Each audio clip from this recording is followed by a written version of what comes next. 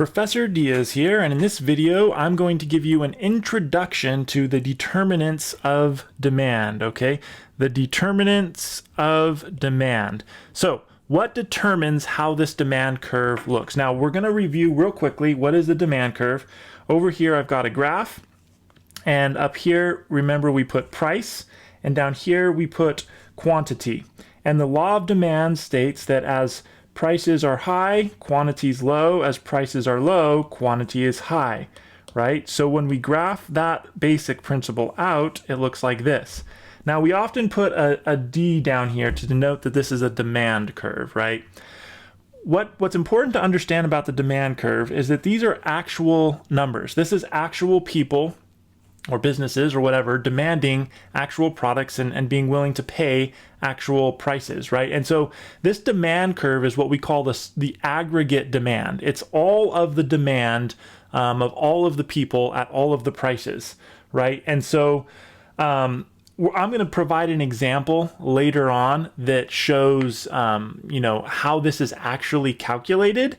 And we'll actually derive a demand curve. But for right now, what you need to understand is that this is actually the summation of everybody's individual demand. So you have a demand of how much would you buy of, whatever product this is, let's say tacos. How many tacos would you buy if they were $3? How many would you buy if they were $2? How many would you buy if they were $1? Right? And you personally could chart that out and say, well, if they were 3, I'd only buy 1 taco. If they were 2, I'd buy, 5 tacos. If they were $1, I'd buy 8 tacos. That would be your individual demand curve. Now, we could put everybody in class, their demand curves together, and get this aggregate demand curve together. Okay, now there's some things that will actually shift the whole demand curve. Okay, it will shift the whole demand curve, and so some things will make demand go down, right? So we call this D1. It's a different curve, just calling it D1 to denote it's a different curve.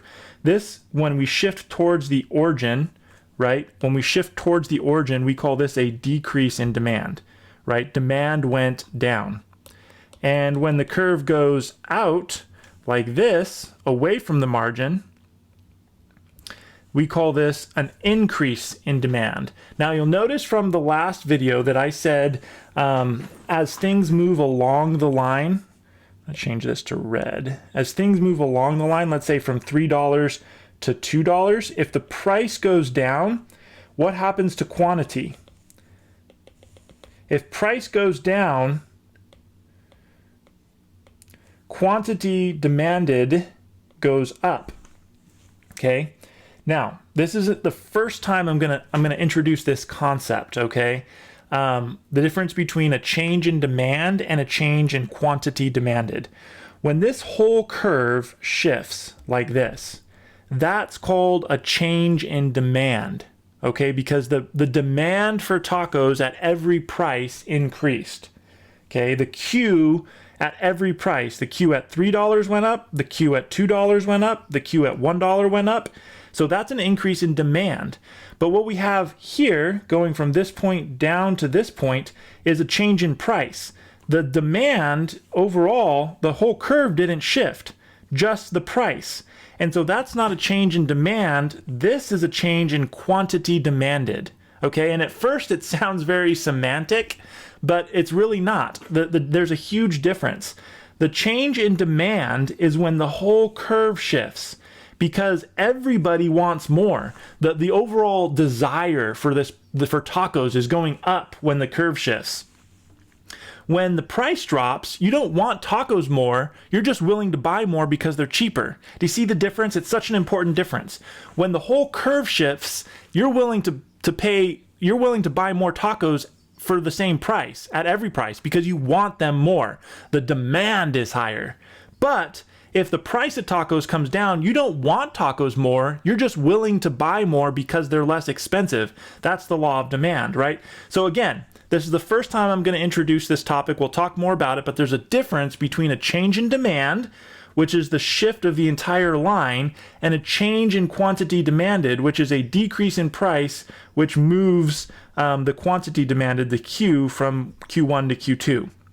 Okay, so again, we'll talk more about that, but I wanted to at least introduce the 5 things that are called the determinants of demand. These are the things that will shift the demand curve.